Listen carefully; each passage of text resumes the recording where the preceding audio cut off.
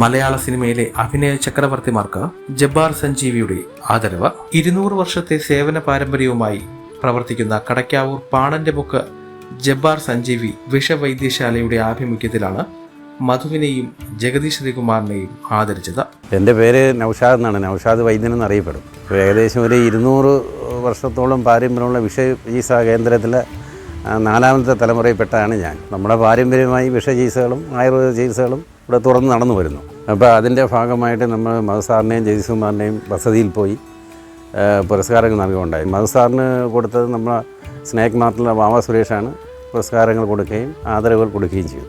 ജഗദീഷ് കുമാറിനെ ആദരിക്കാൻ വേണ്ടി നമ്മുടെ മലയാള സിനിമയിലെ ഇപ്പോഴത്തെ ഫിലിം അക്കാദമി വൈസ് ചെയർമാനായ പ്രേംകുമാറും നടനുമായ അദ്ദേഹമാണ് ജഗദീഷ് കുമാറിനെ ആദരിച്ചത്. തിരുവനന്തപുരത്ത് വെച്ച് നടന്ന ചടങ്ങിൽ ഭാവാഭിനയം കൊണ്ട് മലയാളികളുടെ മനം കവർന്ന മധുവിന് പാമ്പുകളുടെ തോഴനും ജീവകാരുണ്യ പ്രവർത്തകനുമായ വാവ സുരേഷ് മൊമെന്റോ നൽകി ആദരിച്ചു.